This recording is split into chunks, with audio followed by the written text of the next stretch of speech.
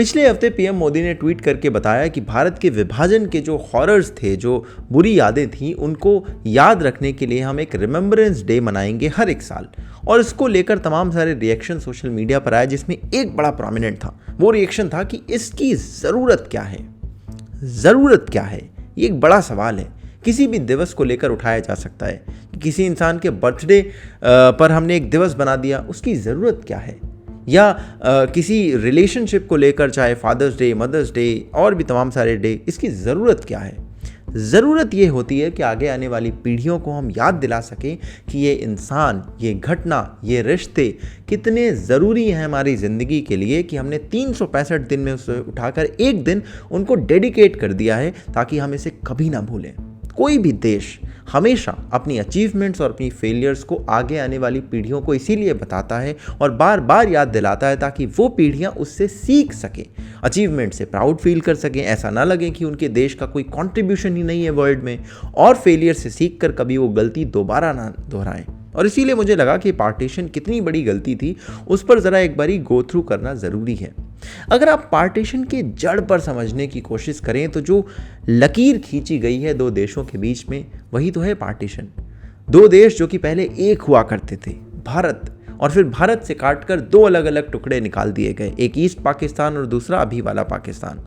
East Pakistan से बांग्लादेश बन गया और अभी तो पाकिस्तान चल ही रहा है। ये जो लकीर खींच दी गई भारत के बीचों बीच में से, इसे खींचने वाले का नाम था साइरल रैटक्लिफ, और ये एक वकील था अंग्रेज, जो कि भारत में आया था सिर्फ ये लाइन खींचने के लिए। और इस वकील को भारत के बारे में ज़्यादा समझ नहीं थी। कुल 5 हफ्तों का समय लेकर उसने कई सारे लाखों करोड़ों लोगों की ज़िंदगी को तय करने वाली लकीर पेपर पर खींच दी, जिससे आगे आने वाली इतिहास के कई सारे पन्ने हमेशा के लिए बदल गए। और फिर वो ये लकीर खींच के यहाँ से चला भी गया। और अगर मैं आपको बताऊं ये लकीर कितनी बेवकूफ़ाना थी, तो आप एक सिंपल एग्जाम्पल से समझ सकते हैं।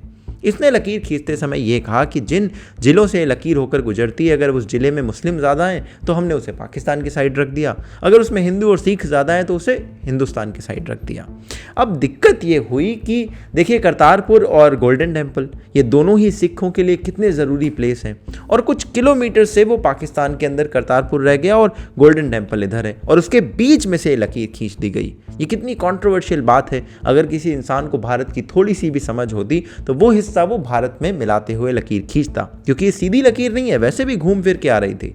मगर रैटक्लिफ ने ये नहीं किया, और इससे पता चलता है कि अंग्रेजों ने कितना अनइंटरेस्टेड वे में इस लकीर को खींचा, एज इफ वो चाहते थे कि इस लकीर को ऐसे बनाया जाए कि आगे आने वाले समय में ये पूरा का पूरा देश इस बात से उलझ कर रह जाए। और इस उलझन को क्रिएट करने में उस समय के भारत के नेताओं का भी उतना ही हाथ रहा है, और इसीलिए उनकी बहुत बड़ी बड़ी भूलों में से एक भूल इस पार्टीशन को माना जा सकता है। और इस लकीर के खींचने के बाद क्या हुआ, वो तो मुझे आपको बताने की ज़रूरत नहीं है। 2 करोड़ से ज़्यादा लोग विस्थापित हुए। पूरे इतिहास में फोर्स्ड ह्यूमन का जो इस तरह से विस्थापन था, उसका सबसे बड़ा एग्जाम्पल इसी पार्टीशन में दिखता है। तकरीबन 10 लाख से ज़्यादा लोगों की यहाँ पर मौत की भी बात सामने आती है। एक ऐसा खूनी मंजर था जो जिन लोगों ने इस दंश को डायरेक्टली फेस करा, जिनके घर परिवार टूटे, उनसे ज़्यादा अच्छा कौन बता सकता है। और इस पर आपको कई सारी हज़ारों डॉक्यूमेंट्रीज़ भी यूट्यूब वगैरह पर मिल जाएंगी।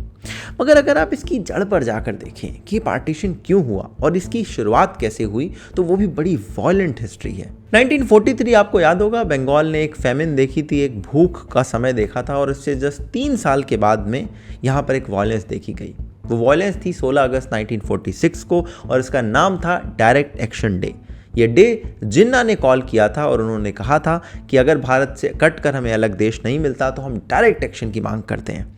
और इस भीड़ ने यहाँ से छटने के बाद वॉयलेंट रूप ले लिया, और उसके बाद जो कुछ भी हुआ उसे वीक ऑफ लॉन्ग नाइफ्स कहा जाता है, या फिर द ग्रेट कैलकाटा किलिंग्स कहा जाता है। और इसके बाद लगातार एक बहुत लंबी हिंसा का दौर चला, तकरीबन 1 हफ्ते तक, जिसमें जाने कितने लोग, लाशों से पूरी स्ट्रीट्स पटी हुई थी। और इस तरह की माइंडलेस वॉयलेंस नोआखली में भी हुई और देश के अलग अलग हिस्सों में भी हुई। और इस तरह की वॉयलेंस के बाद ये कहा गया कि 2 देश बनाए जाएंगे। मगर इसकी नींव 2 नेशन थ्योरी में रख दी गई थी, जो कि ना जिन्ना ने दी थी, और जैसा कि बहुत लोग कहते हैं सावरकर, उन्होंने भी नहीं, बल्कि उन सबसे पहले 1800s में सर सैयद अहमद खान ने अपनी स्पीच में कहा था कि 2 नेशन थ्योरी ही ज़रूरी है। और उसी जड़ से निकलते निकलते फिर ये 2 हिस्सों में भारत का विभाजन हुआ, जो कि बहुत वॉयलेंस के बाद में हुआ। इन सब के बाद जिन्ना ने पाकिस्तान अपना बना लिया, फादर ऑफ पाकिस्तान वो बन गए।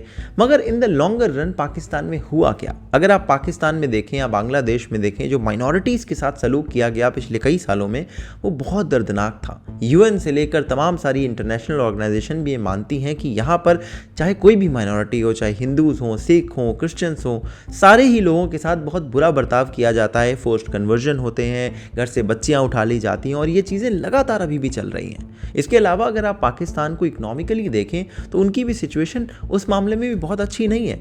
चाहे वर्ल्ड बैंक हो, चाहे IMF हो, वो सबसे पैसे मांगते रहते हैं। चीन तो उन्हें डायरेक्टली इकोनॉमिकली इतना कंट्रोल करता है कि जो चाहता है वो करवाता है, और कभी भी चीन की एट्रॉसिटीज़ के अगेंस्ट वो बात करने के लिए तैयार भी नहीं होते। तो ये अचीवमेंट है पाकिस्तान की फ़िलहाल। और अगर आप ओवरऑल भी देखें कि पाकिस्तान को बनाने के बाद भी उनको मिला क्या, तो कुछ नहीं मिला। इंटरनेशनल फ्रंट पर अगर आप देखें तो भारत की तमाम सारी इज्जत है।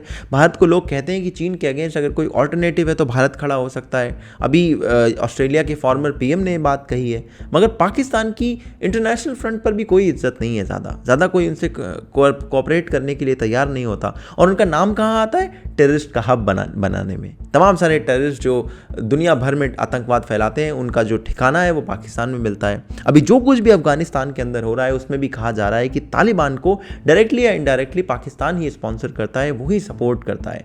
तो ये तो इनकी इज्जत हुई पूरे दुनिया भर में। तो अगर आप ओवरऑल देखें, एक ह्यूमन ट्रेजेडी क्रिएट करी गई जो कि भारत के नेताओं ने और अंग्रेजों ने मिलकर क्रिएट करी। एक रैंडम सी लाइन कागज पर खींचकर तमाम सारे लाखों लोगों की जिंदगियां तबाह कर दी। कितने लोगों की जान गई, कितने लोग विस्थापित हुए और एक बड़े से देश के टुकड़े कर दिए। और उन टुकड़ों को भी अगर आज आप देखें, चाहे उनकी इंटरनल कंडीशन देखें, चाहे आप उनकी दुनिया में रैंकिंग देखें, हर एक मामले में वो टुकड़े भारत के कंपैरिजन में काफ़ी बुरा प्रदर्शन कर रहे हैं।